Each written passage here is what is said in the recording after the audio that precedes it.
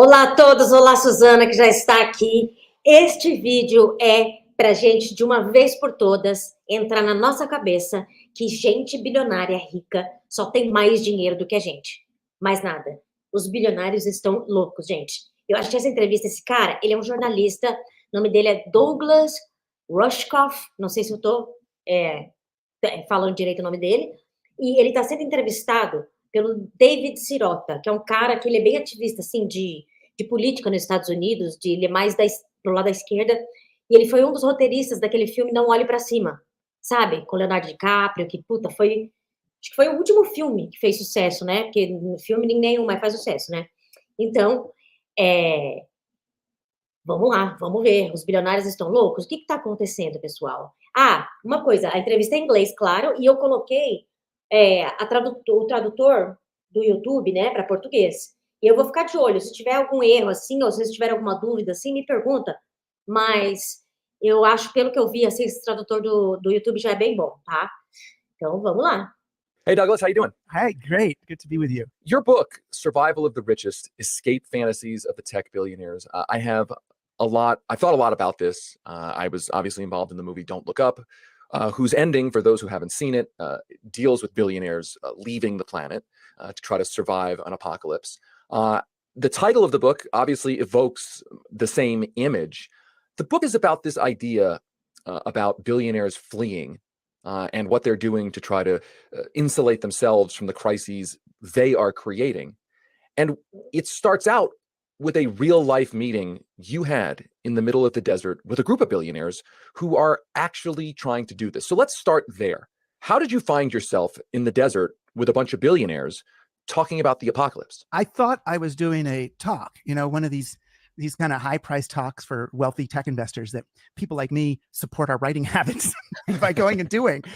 So I was flown out there and it was a whole thing. And I'm sitting in the green room waiting to go on. And instead of miking me up and taking me out on a stage, these 5 men are escorted in. They sit around this table and start peppering me with all these questions about the future. And it starts out, simple, like Bitcoin or Ethereum, virtual reality, augmented reality, where do they place their bets? And I disclosed to them, I would have told them Betamax and been wrong, as opposed to, VHS.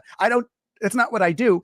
And then they got to Ele tá falando um monte de linguagem, assim, de Bitcoin, esses nomes, Ethereum é nome de moeda também. Não sei se vocês estão ligados. Eu tô ligado mais ou menos só pelo som. Mas talvez a tradução tenha ficado um pouco zoadinha ali. Mas o que ele tá falando é que ele chegou lá então e os bilionários ficaram perguntando, e aí, eu devo investir no Bitcoin ou no Ethereum, que é outra moeda? Devo não sei o que, entendeu? Zealand or Alaska. Where do I put my bunker?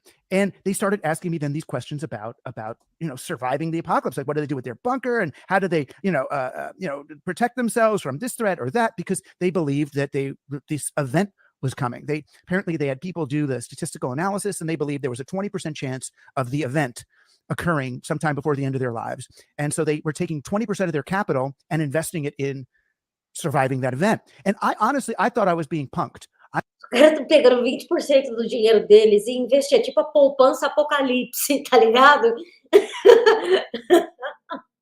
I thought there was going to be a camera and this is like, oh, we're going to get this, reveal that this lefty media theorist is actually helping billionaires and he thinks, but no, they believed it. And I tried to poke holes in it. I remember I said to them, well, they talked about how they had Navy SEALs flying out to protect their bunkers. And I said, yeah, well, are these... Navy SEALs são os caras da Marinha, né, aqui dos Estados Unidos, que eles são conhecidos por ser super precisos, assim, os caras mais foda, entendeu?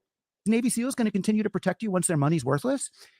And they panicked. So these guys who think they're so friggin' brilliant, they're starting to jot down, figure out how to get Navy SEALs to cooperate after our money's worthless. And the thing is that Como que eles não pensaram nisso antes? Como que eles não pensaram nisso antes? Tipo, se tiver um apocalipse, o dinheiro não vale mais nada, ué. E aí, o Navy SEAL vai ficar lá só porque tu é bonito. That's, to me, the problem with their formula, which is that they are wealthy billionaires until the door of the bunker closes. Right. And then the security or the people who know how to deal with the plumbing or the actual vital workers or the people with vital skills, they become the value proposition. I mean, it connects to actually what we're living through right now when it came to, for instance, the pandemic, grocery store workers, frontline medical folks, now railroad workers, right? These are the people who actually make the things that make society a society, that actually are the people who do the things that we actually need. And the billionaires with so much wealth, once that bunker door proverbially closes, they don't really add much value. So let's go down the... Quer dizer, ele está falando que o bilionário não serve para nada. Se tiver um apocalipse, se o dinheiro perde o valor, o bilionário não serve mais para nada, entendeu? Tipo, ele não sabe fazer nada. E é uma das minhas teorias é, se a gente quer acabar com os bilionários, é só a gente tirar todo o valor, ninguém mais acredita em dinheiro. Mas isso não vai acontecer. The sort of dark path for a second here, before we get to the deeper meaning here. A lot of these billionaires, it sounds like, are thinking about how to impose control, how to maintain their power in the case of an event, an apocalypse, in a bunker, maintaining control through, for instance, you mentioned keeping the codes to a food vault memorized in their mind. Talk a little bit about how kind of pointless that could end up being, but also about what kind of mindset that says that they are in, a mindset of social control. Yeah, it's interesting. I mean, like you would think Machiavelli 101 should teach someone that, you got to, if you're depending on your generals for your power, then your generals are in charge, not you. Right. It's not going to last very long. They don't seem to get that. So they were talking about, well, what if everyone on the compound had to have an implant, and then we could use the implant sort of as a shock collar, so that, as an advanced form of shock, so that it would ensure compliance, or we could have robot guards that protect us from the regular it's guards. Like straight out of the old movie, the old 80s sci-fi movie, Fortress, where they had something called the intestinator, where you were in the prison and they put something in your intestines, and if you got out of line, they would like click a button and it would like inflict massive pain in your intestines, and if you went really out of line, it would blow. Você começa a cagar, né? Acho que acontece isso aí com o Bolsonaro, gente. Toda vez que a polícia quase chega perto dele, assim, oi, tá lá, aperta o botão, né? You up. I mean, this stuff is straight out of sci-fi. Right. And that's because these dudes are straight out of sci-fi. I mean, that's, when you really want to go dark, they are using, Walking Dead and Westworld instead of a basic college education to inform themselves about how society works. I would ask that then a follow-up. What do you think is wrong with their view of how society works? I guess what I'm getting at is, do you think it's wrong for them to look out at society right now and say, listen, if shit really hits the fan and I want to create safety for myself, I need to be most afraid of the worst human instincts. Like I need to basically presume that the world is going to become Cormac McCarthy's The Road. Is that wrong in your view? I mean, I think it's wrong, but I mean, I know where it's funny. I haven't talked about this at all, but where it really comes from, that view of humans, is kind of Walter Lippmann and Edward Bernays, the guys who started public relations. They were looking at the bewildered herd. Right. The mob. Esse Edward Bernays, que começou esse negócio de relações públicas e marketing, era um sobrinho do Freud. E pelo visto, conta a história que o Freud não concordava com ele de ir por esse caminho aí. Não sei se é verdade ou não. Aí também essas fofocas aí do mundo da psicologia eu não tô sabendo. As Gustav, Le Bon called it, the mob of people, the crowd, and that they kind of looked at a distorted, or maybe not so distorted, view of Freud, who said that there's another person inside each of us who's this kind of wild, savage thing that left to its own devices is going to just try to get whatever it wants and kill. And if that part of the person isn't appealed to, either with consumerism or something, then they're going to go Nazi. And I feel like these guys maybe didn't think that way because they're so into these ideas of self-sovereignty and Ayn Rand and autonomy and all. Then Trump became president, and January 6th and things like that happened. And that's when they started to say, oh, humanity, I mean, they always thought this, but now they had their proof that humanity is a problem, and we solve for that problem with technology. That's the way they've really looked at it. And that's always been my pet peeve, as an early cyberpunk internet enthusiast kind of guy. And here's the net's going to come and unleash the possibilities of the collective human imagination. Then along came Wired magazine and a bunch of, capitalists who are betting on the digital future. And they turned the apparatus around. So instead of people using technology to realize their dreams, we use technology on people in order to control their behavior. All of, behavioral finance in Las Vegas was ported over to technology platforms in order to control people. So they spend their days thinking, how do I control people with tech? Of course. Olha isso, né? Passam os dias pensando, como que eu controlo as pessoas com tecnologia? Que loucura. Mas o que você acha que o bilionário passa o dia pensando? Né? Cara, sei lá, o dono do Facebook, o dono do Twitter.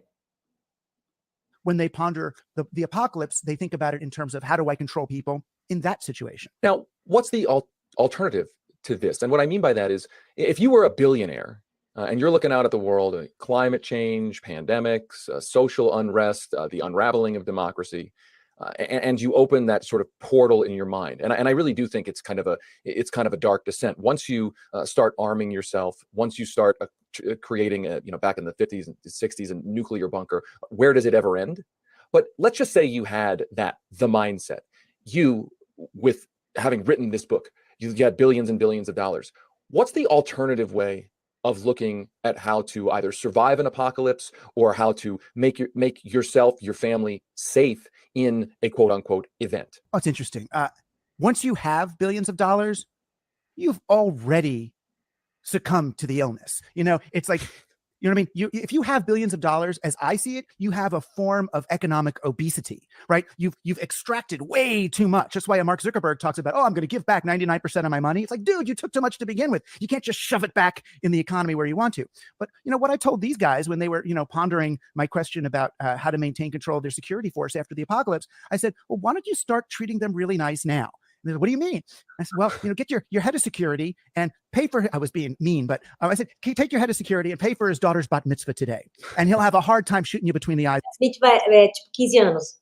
in the bunker tomorrow, because he'll look at your face and think, that guy paid for little Muriel's bat mitzvah. How can I do it? But I was trying to get them to see, maybe there's an easier way. Maybe if I Óbvio, né?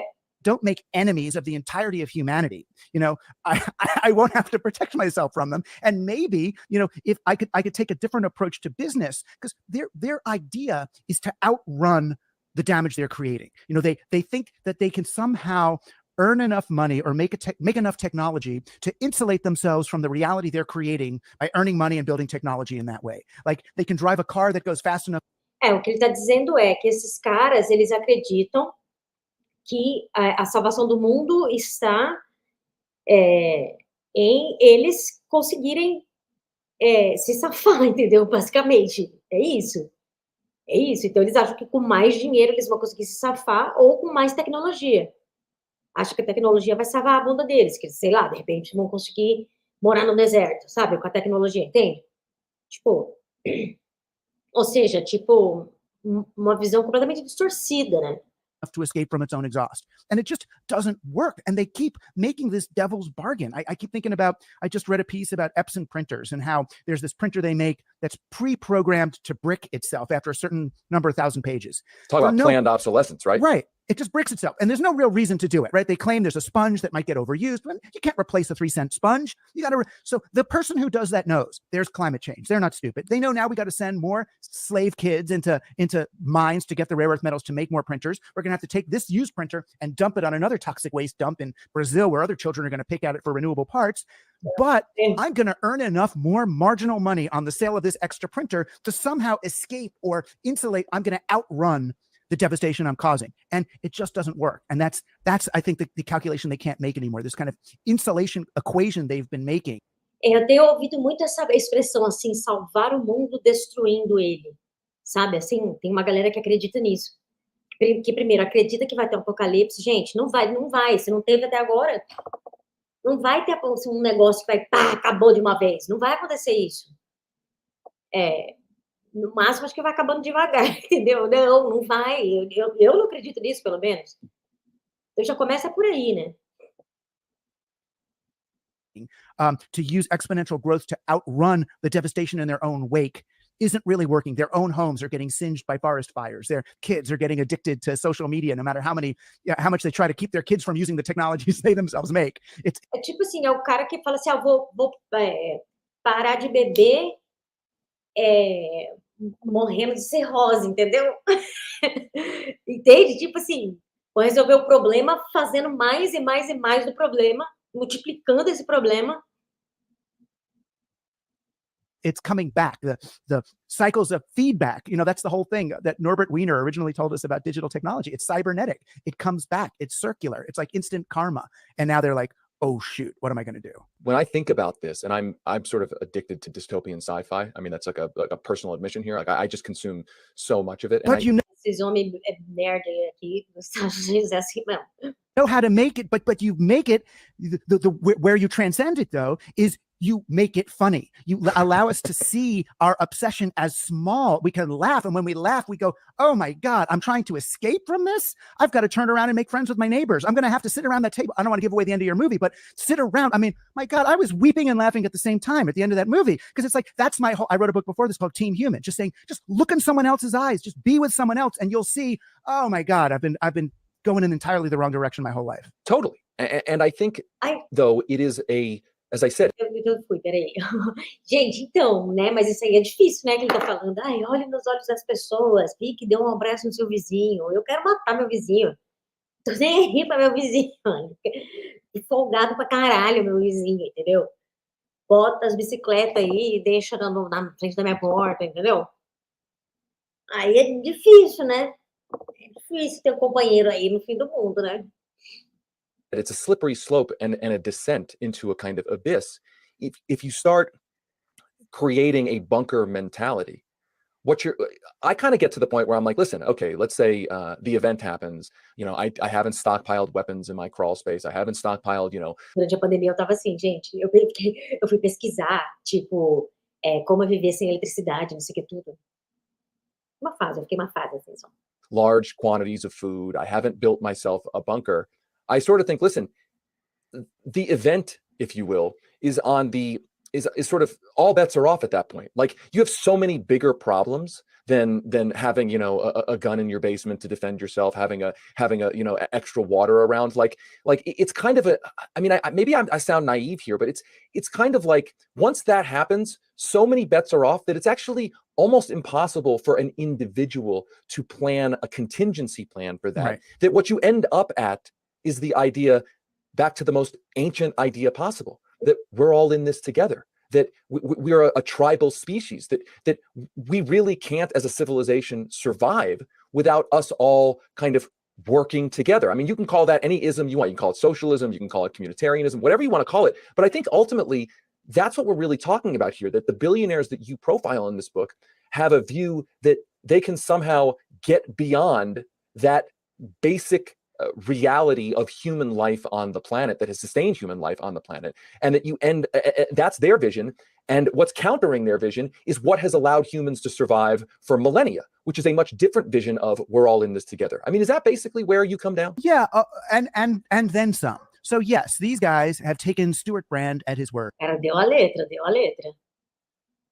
Se quiser comentar alguma coisa, viu, gente? Se não estiver entendendo alguma coisa, tá? Manda no comentário que eu respondo. Se não tiver ao vivo, você assistir depois, põe aí no comentário que eu respondo você. When he told the early computer counterculture, you know, we are as gods and may as well get good at it. They all want to sort of operate one level above the rest of us. Peter Thiel says, go from 0 to 1 and have your business be one order of magnitude above the others. You know, Mark Zuckerberg, when Facebook stops working, he goes meta, one level above everybody else. The whole digital realm is a symbol system above Jeffrey Epstein, who wants to live as a god above his, you know, enslaved women, billionaires who use derivatives and derivatives of derivatives. They're not in the market. They're financialized. Again, one abstract level above the real marketplace. So yeah, and it even gets to their understanding of themselves as a self-sovereign individual. I mean, what does even that construction mean? You're self-sovereign means you're like king of yourself. You don't just objectify everyone else, you objectify you and go one level above. And of course they look at the end that way, but they look at the now that way too, which is why those ends are happening. But you take a tech bro and send him to Burning Man and give him some ayahuasca or down to South America, and then they come back like, oh my gosh, the earth spoke to me. We're all one, and I've got to create the new global community. And the way we do that is Control Alt Delete. We reboot this thing. They become accelerationists like Steve Bannon. We just got to pedal to the metal, let this civilization die so we can clear cut a forest and build something. It's like there's então, isso aí que eu tava falando, dessa galera que acha que tem que destruir o mundo para salvar, que tem que acelerar a destruição, e essa galera diz que esse pessoal da extrema-direita, Steve Bannon, então tem essa mentalidade. a $1 zillion nation that they're trying to build in Saudi Arabia called Neom, which is a super $1 zillion high-tech solar powered blah, blah, blah, blah, blah. And they're building it all the way across the desert. The one problem, there are these Bedouins who've been living there for God knows how many thousand years, that they got to get them off. So it's like, wait a minute, in order to create our new, humanity 2.0 sustainable eco thing, we've got to get rid of the people who've actually been doing it in community successfully since before our civilization began. And underscoring the word in communities, right? Surviving in the desert in a community. They don't have community, though. They can't even relate to other people. I mean, I've got studies in the book I refer to that show that when people become billionaires, their frontal lobes, they operate as if they've been in a brain trauma. They lose the ability to have empathy. You show a billionaire a picture of like a starving baby, and the part of their brain that's supposed to light up, it doesn't even light up. So it's as if... Meu Deus! Quer dizer que o bilionário, a pessoa quando tem um poder... Não, eu já tinha ouvido falar isso, que o poder muda a coisa do cérebro. Eu já tinha ouvido isso falar. Mas é que ele tá falando que perde empatia também. Acho que não tinha muita, né, desde o começo. They've damaged themselves by earning that much money. Now, in your book, you met with a guy named J.C. Cole, who's the former president of the American Chamber of Commerce in Latvia. Cole is doing something somewhat similar to these other billionaires, but with a little bit more of a different approach. Talk a little bit about what J.C. Cole is doing, how his plan differs, and whether it offers some, I guess, constructive lessons in contrast to the other billionaires you profile. I mean, the great thing about J.C. Cole, this guy emailed me after my first piece about the billionaires went up, and he's like, "Oh, you got to talk. I got to talk to you. I've got the answer for these billionaires." Eu não sei nem quem é J.C. Cole. Alguém sabe quem é J.C. Cole? Bilionário. And I meet this guy, and he's like a total MAGA, anti-Hillary. He can't even say the word Hillary. He goes, her, or she. He's like a... Gosta do Trump, assim. Tipo o bolsonarista do Trump, trumpista. Full-on MAGA with the hat and the whole thing. And he had guns he let me shoot in his field.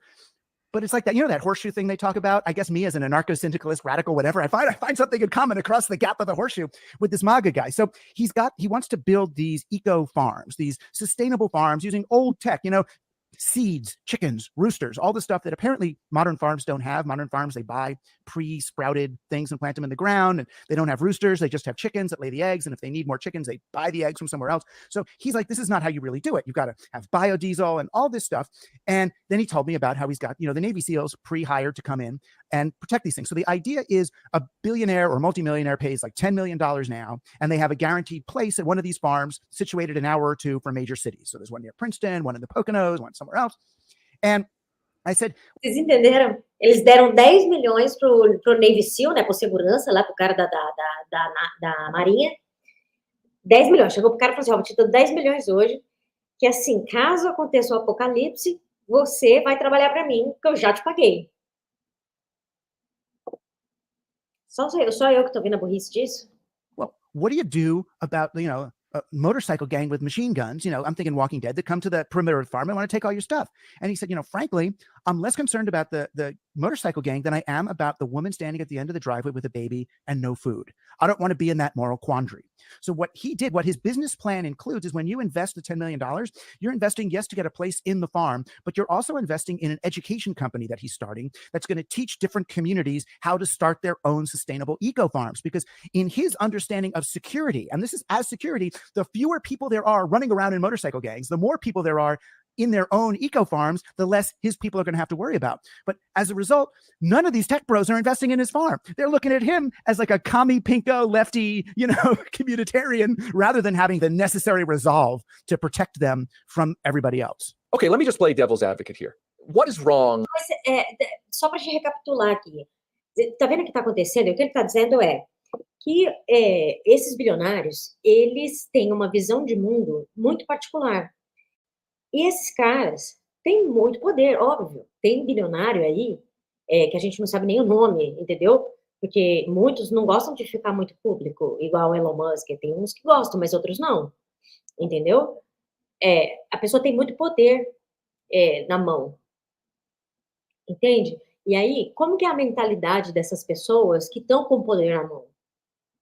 Entendeu? Que estão tomando as decisões que mudam o mundo, né? Por exemplo, o Zuckerberg manda muito no mundo, né? O Facebook, o Instagram, se ele mudar o algoritmo, ele vai para o lugar que ele quiser, entendeu? Ele dá para ele ser, sabe?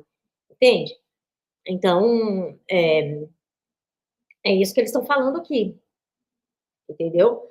Tipo, onde que está a cabeça desses caras que estão no comando, entendeu? E ele quando ele foi, porque ele disse que, como ele faz palestra, né?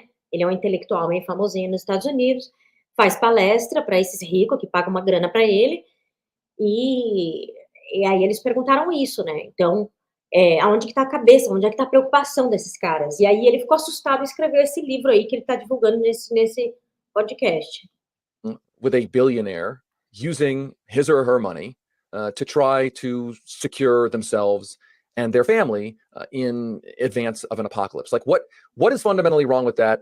And what would you do in that situation? I mean, in one sense, there's nothing wrong with them spending their money any way they want. The problem is more, I think, operating a business under the presumption that the world is going to end.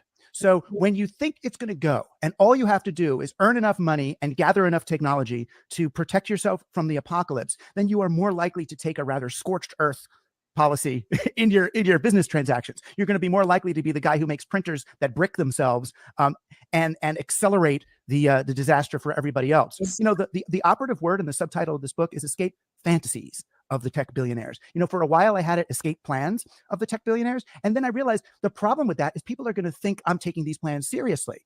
They can't. It doesn't work. What's wrong? The ultimate reason why it's wrong for them to be spending all this money building bunkers, it is futile, right? It's just futile. They're fooling themselves, and then they operate differently. They run their businesses differently. They speak publicly differently, and it engenders a mindset in them that all of their customers, that all of us, that everybody else in the world, except them and their own families and security guards, are the enemy, are the ones to leave behind, rather than the potential friends and communities to join. So I want to end this conversation. Exato, se as pessoas com tanto poder assim na mão, elas, sabe, tem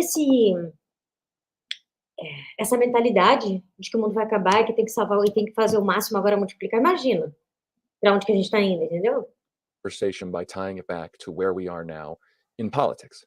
One of the takeaways I have from your book, one of the undercurrents of it, I think, and you can tell me if I'm wrong, is that I think some of this, my guess is that psychologically it's tied to the end of the social contract. And by that, I mean, we are living in an age in which many of the things that would be considered the social contract feel like they have been demonized and have broken down. By that, I mean, there's been an anti-government ideology that is put out there that the government is... Aqui você mais eles discutindo assim política, acho que eu não quero entrar nesse ponto aqui para não falar besteira, entendeu? Mas eu achei esse vídeo muito interessante, essa experiência desse cara e essa percepção dele de como, assim, e também é legal ver, assim, cara, o bilionário não é porque a pessoa é super rica, que ela tem a cabeça no lugar e que ela tem a cabeça sã, entendeu? Pode ter uns que estão malucos mesmo, sei lá, mexe com o cérebro aí ter dinheiro, né?